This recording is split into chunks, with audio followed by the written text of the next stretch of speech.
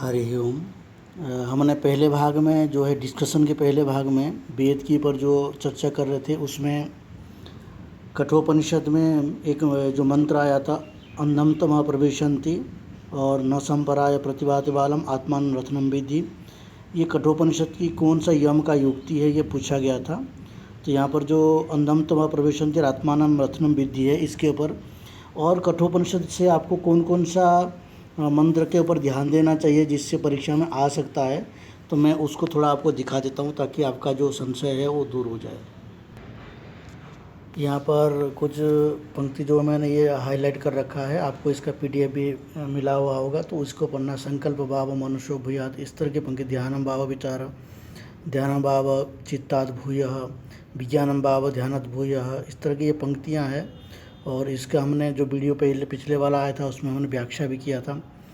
ठीक है। आकाश भाव तेजसो भूयाम। और भी आपको इसमें जो पंक्ति अच्छा लगता है, जो थोड़ा सा फेमस जैसे लगता है, जिसका अर्थ थोड़ा सा गंभीर होता है, उन सब चीज़ों को आप पढ़ सकते हैं। ठीक है। तो यहाँ पर देखिए, यदा वे बीजानाति अथ सत्यम वदति, सत्यम तेव बीजिज्ञासितम पेयमिति, सत्यम भगवो बीजिज्ञास। ठीक है। और यहाँ पर आशा भाव स्मरात् भूयसी, प्राणो भाव आशया भूयात्, यथा वा अरा नावो समर्पित एवं अस्मिन् प्राणो सर्वं समर्पितम्। ठीक है।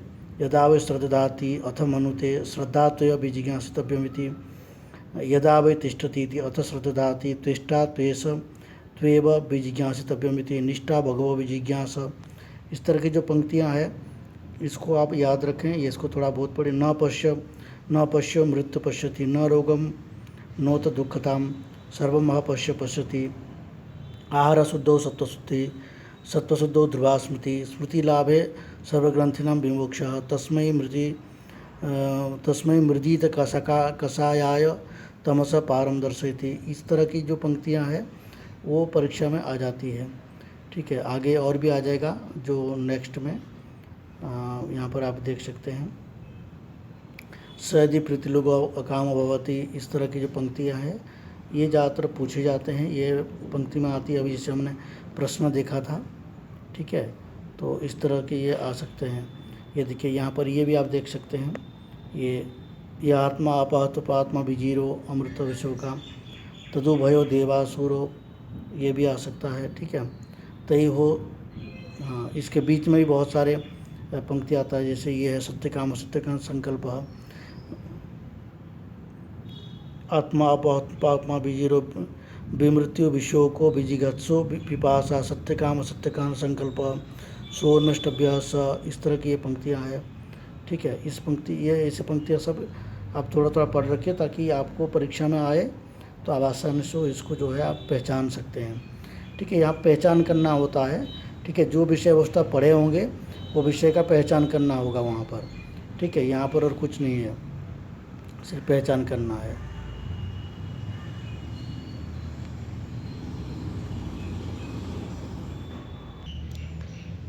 तदैतत् ब्रह्म प्रजापत्य, ये पंक्ति भी देख लीजिए। ओम आप्यायन्त ममांगानि वाक्पाणि, ये ध्यान रखिए। आप्यायन्त ममांगानि ये जो है इसी उपनिषद में आया हुआ है। ठीक है। छांदोग्य उपनिषद की ये शांति मंत्र है। तो ये कभी कभी अब ये देखिए पुरुष सूक्त है जो सृष्टि सर्ग विचार है, 10वां मंडल का है, सूक्त 90 है और 16 मंत्र इसमें होता है। ठीक है। इसमें ऋषि नारद है, पुरुष है, अनुष्टुप छंद में है, त्रिष्टुप छंद में भी है ये।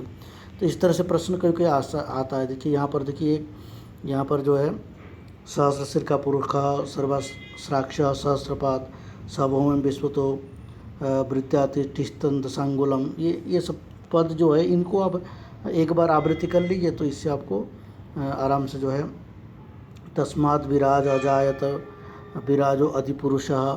ठीक है। और तमयज्ञम बरिषि में प्रेक्षण पुरुषम जातमग्रतः। ठीक है। ये सब पंक्तियां हैं, यहाँ से ही आ सकता है।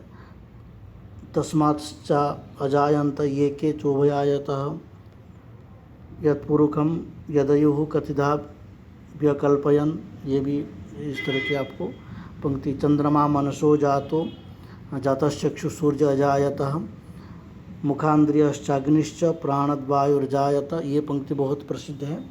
तो ऐसे पूछा जाता है कि चंद्रमा से आपको ये क्रॉस क्वेश्चन पूछ सकता है ऐसे, ठीक है। इधर एक देख सकता है, इधर एक, इधर एक, इधर एक कर देगा।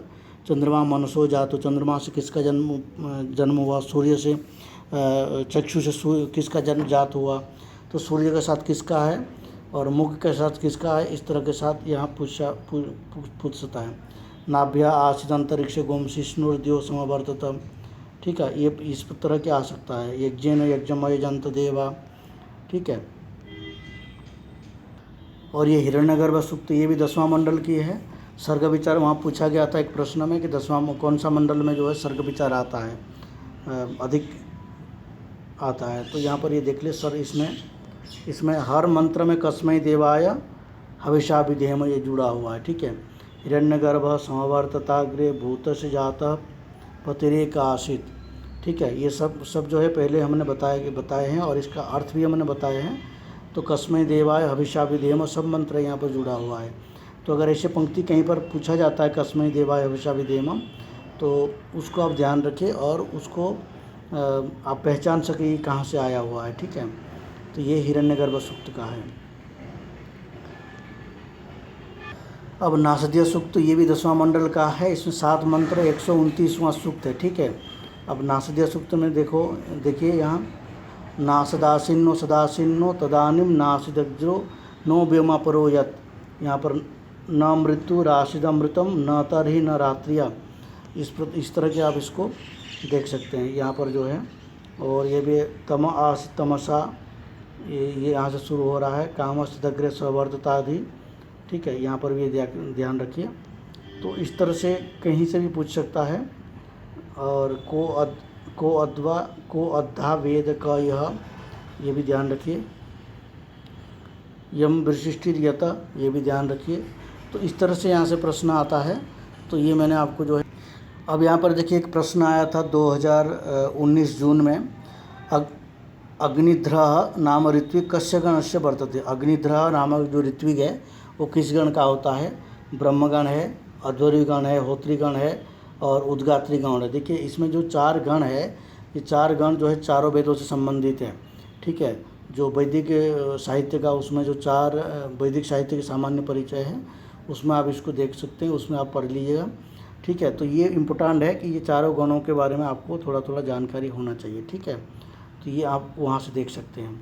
अब स्वाध्याय अधितव्य, अत्र स्वाध्याय से गणना कस्मिन् यज्ञ क्रियते। देखिए पंच महायज्ञ के बारे में हम लोगों ने पढ़ा था। तो पंच महायज्ञ में जो है पितृयज्ञ है, नृयज्ञ है और वैश्वदेव यज्ञ है। तो उसमें जो ब्रह्मयज्ञ है वो स्वाध्याय उसमें आ जाता है ब्रह्मयज्ञ में, ठीक है। नृयज्ञ इसके बारे में हमने डिटेल्स में वहाँ पर पढ़े हैं, इसलिए उसको आप वहाँ पर, इसके लिए एक प्रसिद्ध श्लोक भी है, अध्यापनम ब्रह्मयज्ञ पितृयज्ञस्तु तर्पणम, होमो देव बलिर्भ्रातो नृयज्ञो अतिथि पूजनम, ठीक है। अध्यापनम ब्रह्मयज्ञ, अध्यापनम स्वाध्याय अधितव्य है, तो ये अध्यापन है इसलिए ब्रह्मयज्ञ में चला जाएगा। तो ये जो उस PDF को आप उसको पढ़ लीजिए। और पंच महायज्ञ भी उसमें जो है हमने चर्चा किया है। पंच महायज्ञ कुष्मांड होम के बारे में भी हमने चर्चा किया है, ठीक है। तो कुष्मांड होम भी आपको इसी से आपको पता चल जाएगा कुष्मांड।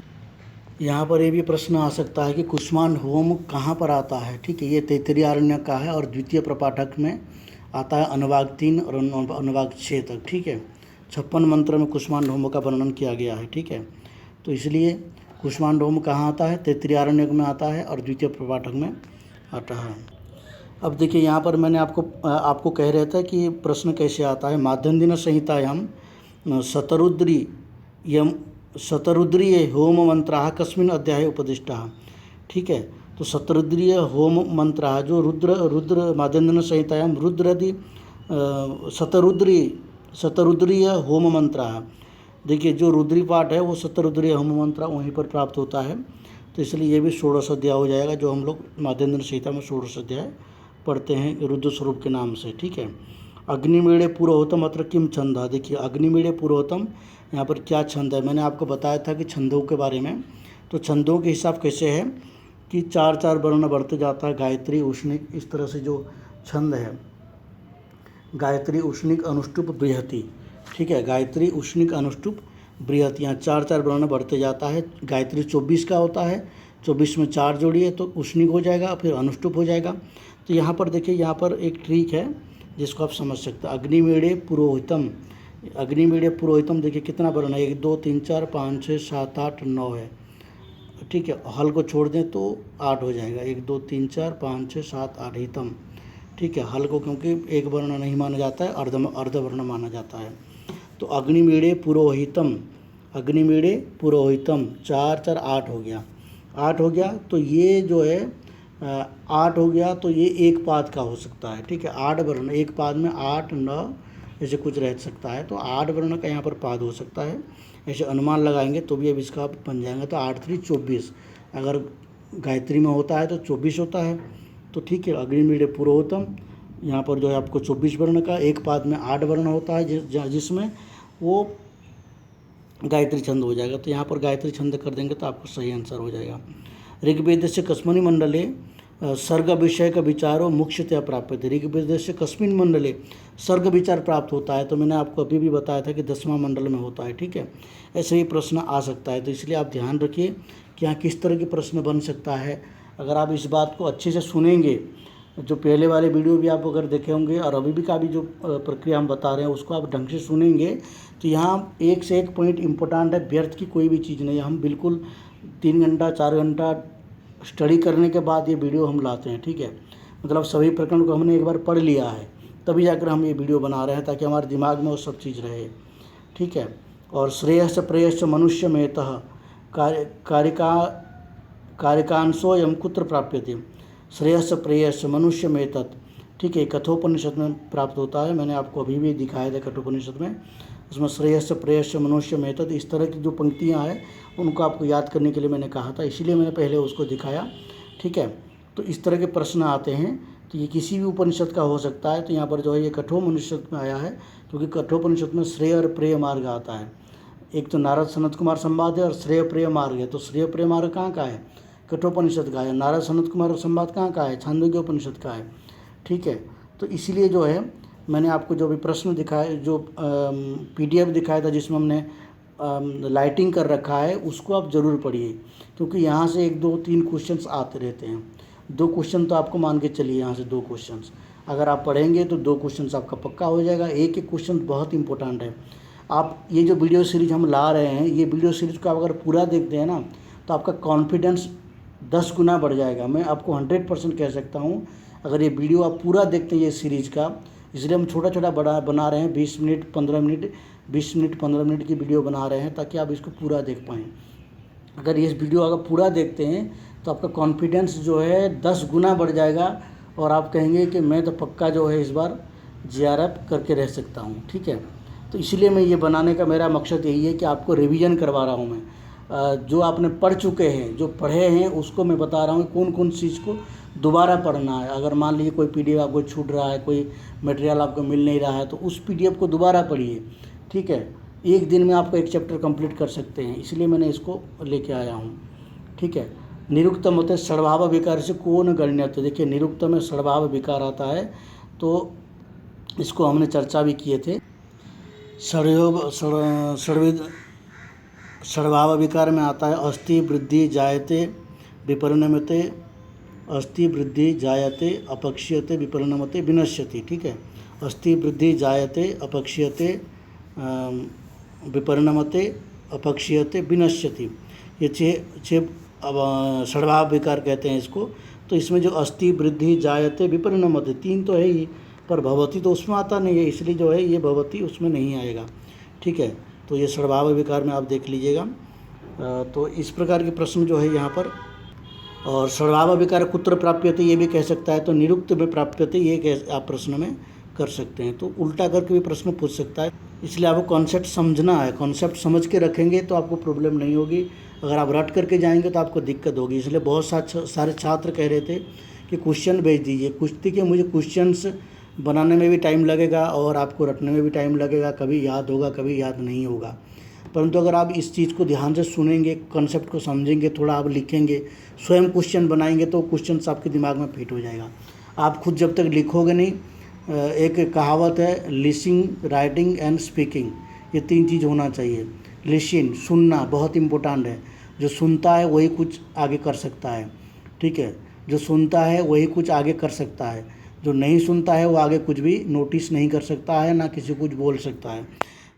हम लोग की एक सेमिनार चल रहा था, तो वहाँ पर इसी के ऊपर जो है चर्चा चल रही थी कि वहाँ पर एक दृष्टांत दिया गया था कि मैं यहाँ कहना नहीं चाहता हूँ, कोई नेता के बारे में बताया गया था। तो उन्होंने कहा कि वो जो नेता है वो बोल क्यों नहीं पाता है, उसको सारी चीज़ याद क्यों नहीं रहता है, क्योंकि वो सुनता नहीं है। जब पार्लियामेंट में कभी कभी हल्ला होता है, बहुत सारे विषय को लेकर के चर्चा होता है, वहाँ जो व्यक्ति सुन रहा होगा ध्यान से, जैसे हमारे गृह मंत्री है, वो सुनते रहते हैं सब बातों को, इसलिए जब उनको जवाब देने का टाइम आता है तो वो जवाब दे पाते हैं, और उसी समय वो सुनते रहते हैं और पॉइंट टू पॉइंट नोट भी करते रहते हैं। ऐसे नहीं है, उनको वहाँ होमवर्क करना पड़ता है बैठ करके। ऐसे होम मिनिस्टर थोड़ी ना है, होमवर्क करने के लिए होम मिनिस्टर है, ऐसे ही समझ लीजिए। तो उसी प्रकार मेरे कहने का यह है कि आप सुन रहे हैं तो उसको नोट करते जाइए, भले ही आपका रफ हो, लेकिन रफ में भी आप फटाफट नोट करते जाइए, सुनते रहिए, नोट करते जाइए, सुनते रहिए, नोट करते जाइए। तो आपका दिमाग और पेन दोनों बराबर हो जाएगा। तो कभी दिमाग काम नहीं करते, पेन बता देता है, ठीक है। हमारा एक अभ्यास है कि हम जब स्कूल में थे, 10th क्लास में थे, हम बहुत लिखते थे, ठीक है। तो कभी कभी क्या होता था, दिमाग में आंसर नहीं आता था, लेकिन पेन में आ जाता था। बाद में पता चलता था कि पेन में तो हम आंसर लिख चुके हैं, ठीक है, दिमाग में नहीं आता लेकिन पेन में लिख चुके हैं। तो ये कंडीशन होता है जब आप लिखेंगे और सुनेंगे, दोनों एक साथ करेंगे। तो इसीलिए मैं बार बार आपको बोलता हूँ कि आप खुद कुछ प्रश्न बनाइए, मैं आपको बस इसका हिंट दे सकता हूँ। जब तक आप खुद नहीं करेंगे तब तक कुछ नहीं हो सकता है। यहाँ पर जो है इतने सारे क्वेश्चंस आया था, और हम देखते हैं कौन सा विषय पे यहाँ बचा हुआ है, ताकि हमारे पास जो 5-6 मिनट बचा हुआ है, 20 मिनट के जो वीडियो बनाना था, उसमें जो भी टॉपिक बचा होगा मैं उसको दोबारा। हाँ, यहाँ पर एक टॉपिक जो है, प्रश्न अभी ठीक से आया नहीं कहीं पर, ब्राह्मण स्वरूप और भेदाश्च, ये जो टॉपिक है इसके ऊपर हमने बताया था आपको कि एक भाष्यकार के ऊपर प्रश्न पूछेगा और एक ये ब्राह्मण ग्रंथों के ऊपर एक प्रश्न पूछेगा, ठीक है। तो उसको थोड़ा सा हम चर्चा कर लेते हैं। देखिए, ब्राह्मण स्वरूप क्या है, ब्रह्म वही मंत्र, ठीक है। ब्राह्मण का अर्थ क्या है, मंत्र भाग, संहिता ग्रंथों के अतिरिक्त भाव को ब्राह्मण कहते हैं, ठीक है। जो मंत्र भाग या संहिता ग्रंथों के अतिरिक्त जो भाग है, ठीक है। ब्राह्मण और आरण्यक, उपनिषद, संहिता, ऐसे बहुत सारे शब्द आपको मिलेंगे। भट्टभास्कर इसके लिए जो कहें ये देख लीजिए, ब्राह्मणम नाम कर्मस्तन मंत्राणाम व्याख्यान ग्रंथ। जो ब्राह्मण है, ठीक है, जो ब्राह्मण है, ब्राह्मणम नाम कर्म स्तन मंत्राणाम व्याख्यान ग्रंथ। ब्राह्मण ग्रंथों में वैदिक मंत्रों का जो कर्मकांड विषय के वैदिक मंत्र है, ठीक है। एक तो जो मंत्र भाग है, मंत्र भाग का यहाँ पर क्या है, उसका व्याख्यान रूप है ब्राह्मण ग्रंथ, ठीक है। वैदिक ग्रंथों के रहस्य का उद्घाटन किया गया ग्रंथ, उसको हम ब्राह्मण ग्रंथ कहते हैं। अब ब्राह्मण में कौन कौन सा है, ठीक है।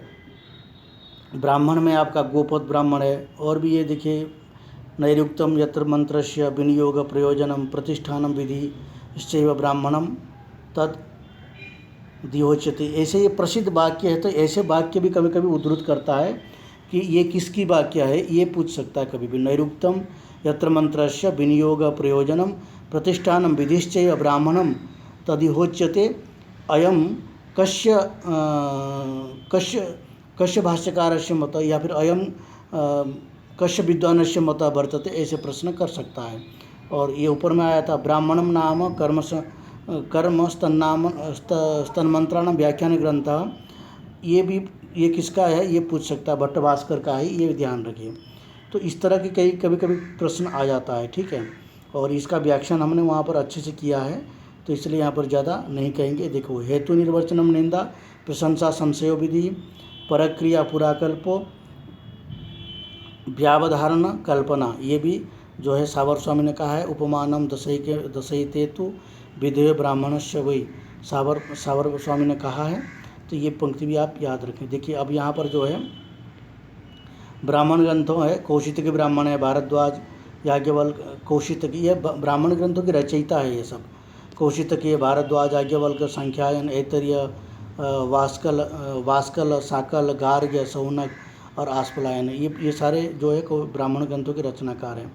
अब देखिए ऋग्वेद में कौन कौन सा ब्राह्मण आते हैं। ऋग्वेद में 2 ब्राह्मण है, ऐतरेय ब्राह्मण और सांख्यायन ब्राह्मण। ऐतरेय महिदास है, कौशिक ऋषि है, सांख्यायन ब्राह्मण की, इसको कौशिक ब्राह्मण भी कहते हैं। ठीक है, ब्राह्मण ग्रंथ ये हो गया।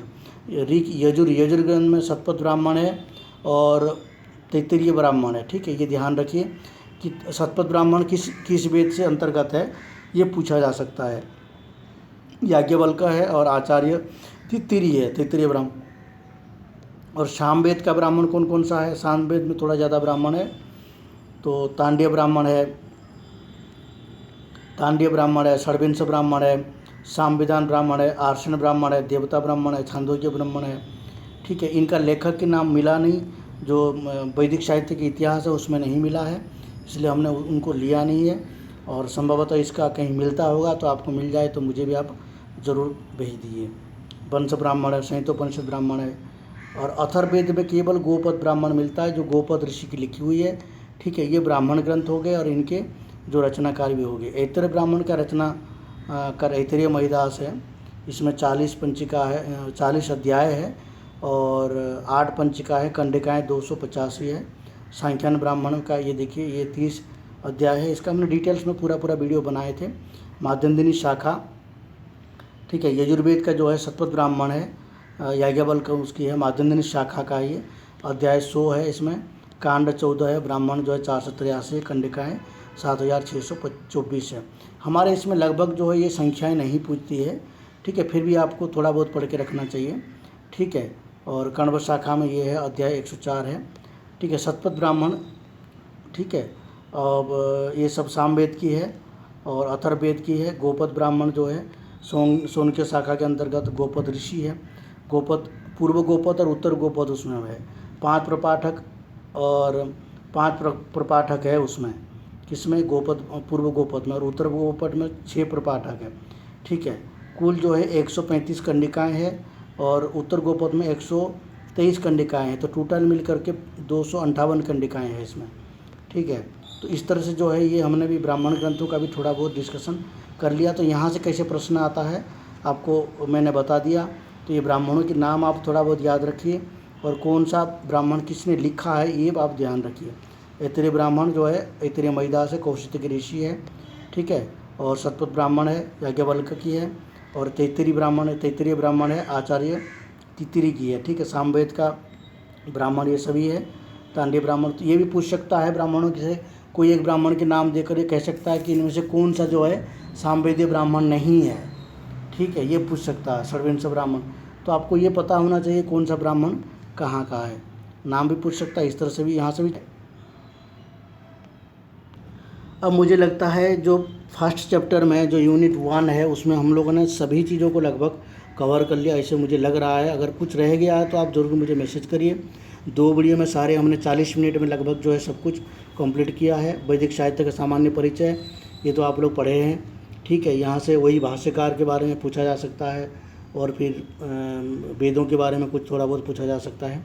ऋग्वेद संहिता में सर्ग विचार। ठीक है, वैदिक साहित्य का जो सामान्य परिचय है इसमें हमने भाष्यकारों को लिया है। क्यों लिया है, क्योंकि यहाँ से क्वेश्चन भाष्यकारों का ही आता है।